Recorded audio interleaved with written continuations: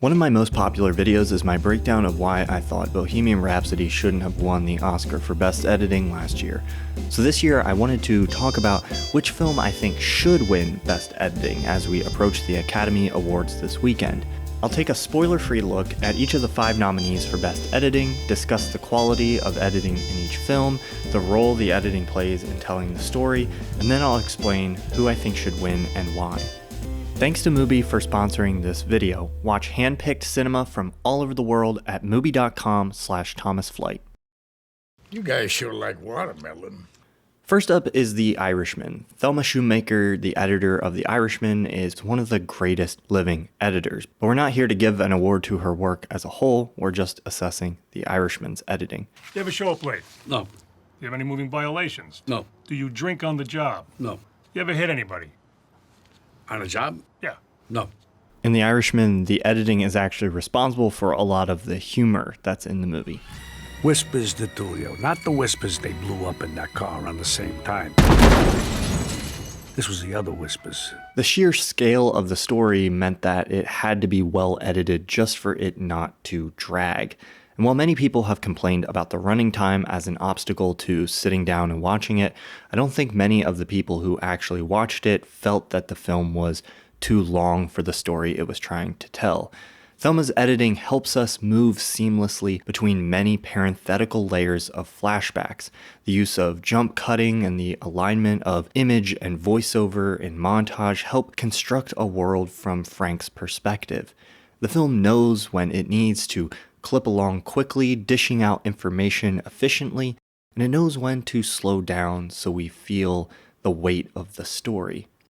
The transition between scenes of Frank's work life and Frank's home life help inform our understanding of Frank's character.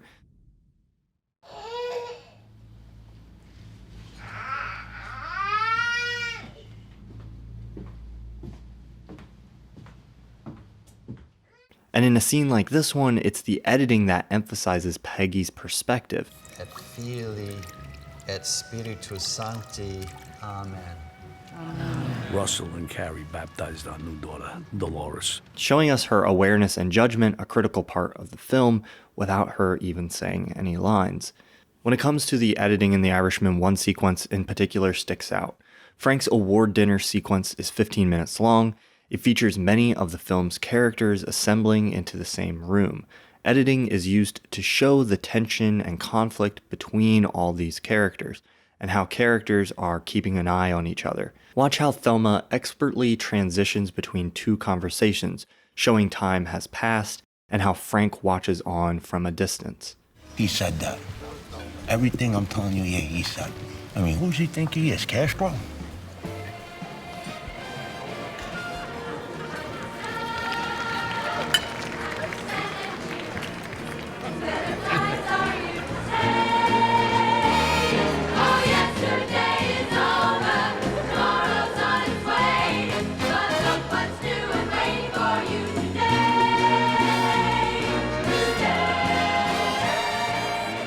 You don't need money, do you?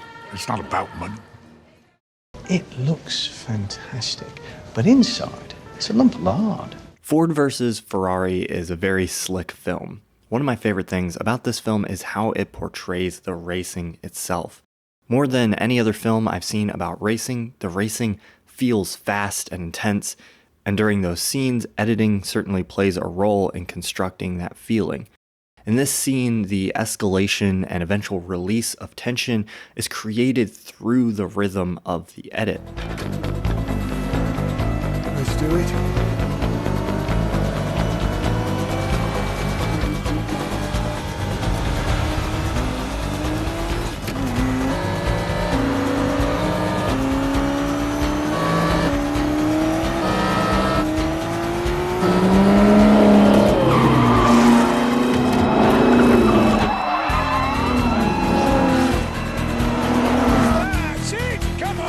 There are great examples in this movie of fast editing that is good. The Le Mans race sequence is over 30 minutes long from start to finish, and the editors carefully balance the race and the conflict at the pits and the characters back home watching. You can really feel the length of the 24-hour race without it ever getting boring. The geography of the races remains pretty comprehensible, and attention to things like the actors' eye lines during the races helps the conflict feel more dramatic and personal. This is one of the more technically challenging edits of the nominees. That said, I think the film has some pacing issues on a macro sense leading up to the Le Mans race. And while those probably originated in the screenplay, part of the editor's job is to iron out pacing issues so everything flows well throughout. What's up, ladies? Hey, Randall, what's up? Another day in Chuckletown. I wasn't a huge fan of Joker overall, but most of my issues with it came down to the screenwriting. The editing itself is quite good. For example, we have moments like this scene, where the decision to enter the scene through a close-up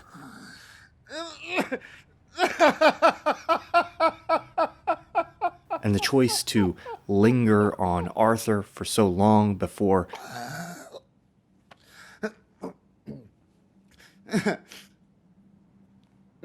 eventually revealing the counselor is the kind of interesting and compelling editing choices I want to see in Oscar-nominated editing. Or this scene where the editing creates a chaotic, unhinged feeling that we need to understand what Arthur is feeling in this scene.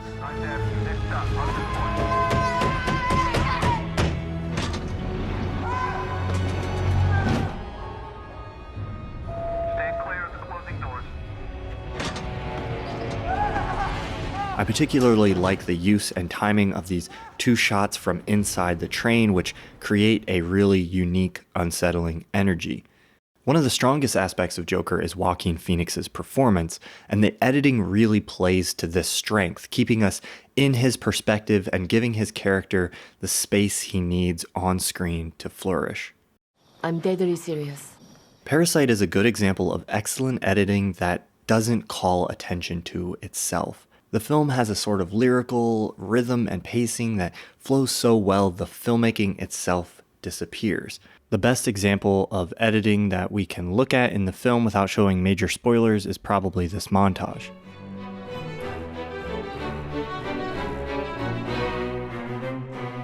그러니까 다한테서 들은 바에 의하면 그 아줌마가 엄청 심한 복숭아 알러지, 알레르기가 있다는 거야. 그 왜 복숭아 그 겉에가 완전 다 털이잖아. 그 털이 1m 근처에만 가도 온몸이 새빨개지고 호흡 곤란해, 천식에 아주 쌩 난리가 난다네.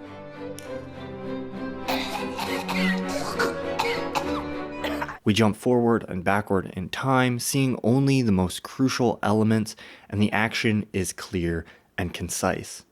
Even though Parasite's editing is invisible, it's still bold. In this scene, the editor tosses the 180-degree rule aside, instead opting to match cut between the two characters. 솔직히 말씀을 드리면 제가 다송이를 맡을 수 있을지 없을지 판단을 하려면 그 부분을 꼭 짚고 넘어가야 될 것 같아요. 근데 지금 갑자기 말씀드리기가 좀 어쩌죠? 괜찮습니다. But the rules are broken so deftly that it's never jarring. Editor Jinmo Yang has spoken specifically about his role in removing unnecessary scenes, and it really shows. Transitions like this one, 기정이가 그렇게 손재주가 좋다며? 포토샵 같은 것도 잘하고. 치야, 넌 이 좋은 실력으로 왜 미대는 맨날 떨어지냐? 아이씨 죽을래. or this one, 만나 보시겠어요? 근데 이 친구 약속 잡기 되게 어렵다던데.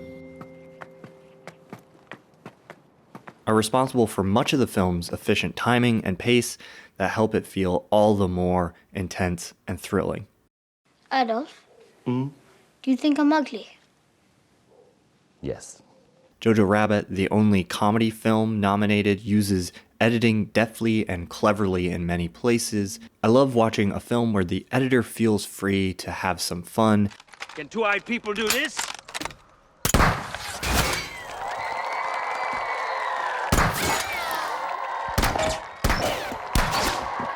And it doesn't break or hurt my immersion in the story. JoJo Rabbit has to manage some difficult tonal shifts from comedy to its darker dramatic moments, and editor Tom Eagles manages these transitions well.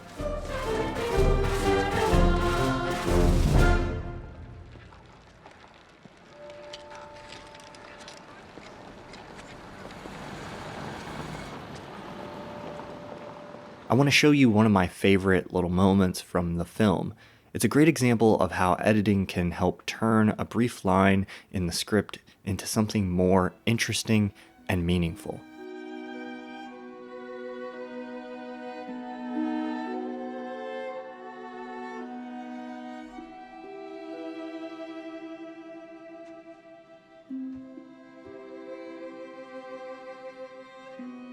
It's moments like this that illustrate this sort of ineffable quality that editing can have sometimes, where just the timing of cuts communicates a feeling that would be difficult to put into words. So which film should win? While judging between good and bad editing in general is pretty doable, judging best editing is a fool's errand for many reasons. Primarily, there's no way of knowing how well the editors did compared to one another unless we read each script and saw all the footage used to craft the film. If you're taking into consideration how much work went on behind the scenes, you could talk about the difficulty of assembling dramatic racing sequences out of hours of footage for Ford versus Ferrari. You could talk about the added challenge of crafting scenes around the performances of child actors in JoJo Rabbit. You could talk about the challenges of choosing the best approach for each scene from the variety of improvisational performances Joaquin Phoenix brought to many scenes in Joker. You could try to say Jinmo Yang did less work on Parasite because of how closely the film adheres to Bong Joon-ho's storyboards and the lack of coverage used in shooting the film. I personally think the best and fairest way is to consider just what we see on the screen, the timing and progression of one shot to the next, and the role that plays in telling the story. For me, the two major contenders are The Irishman and Parasite. Ford vs. Ferrari has the macro pacing issues I mentioned. JoJo Rabbit and Joker are well edited, but for the winner of this award, I want the editing to have played a clear role in what made the film great. The editing in The Irishman and Parasite are absolutely essential to how successful those films are at telling their stories. Without a deft, experienced hand, The Irishman's massive scope, parenthetical story, and larger ensemble scenes could have easily fallen apart under the weight of their running time or become confusing. But instead, its layers and complexities are easy to ingest. The pace only becomes heavy when it's thematically relevant to the story. It's difficult to pick between the two, and I'd be happy to see the award go to The Irishman, but ultimately I think I'll pick Parasite.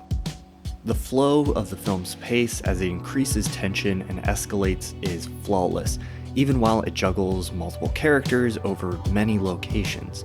It has zero dead weight or unnecessary running time, and no moment on screen goes unused. Ultimately, what places it at the top for me is that it has a quality that the Academy often likes to overlook. Its editing feels effortless and is difficult to even notice, with only 960 cuts in the film, well below the average of 1,250. The editing of Parasite is economical but incredibly effective. If it won, it'd be a great example of choosing a film with great editing over most editing. Thank you to Mubi for sponsoring this video. Mubi is an online cinema streaming and download service that gives you access to 30 curated films at a time. Every day you get access to a new one. Because of Mubi, I discover a lot of films that I wouldn't have found out about or watched otherwise. Recently, I watched 30, a German film by Simona Kostova. Editing plays a very interesting role in the film as it's mostly made up of a succession of longer takes with smaller cuts to black in between. It's a slice of life story that might be too slow for some people, but I think it produces some really interesting and striking visuals. You can check it out and 29 other films right now for free when you go to mubi.com/ThomasFlight. That's mubi.com/ThomasFlight, or click the link in the description to get your extended 30-day free trial. Thanks to you for watching. Thanks to my patrons for their continued support. Every month, my patrons get access to a podcast episode I record. This month, I'll talk about my thoughts on the Oscars, who I think should have gotten nominated, who I think should have won. So if you want to hear all that, you can go and get access to that at patreon.com/ThomasFlight.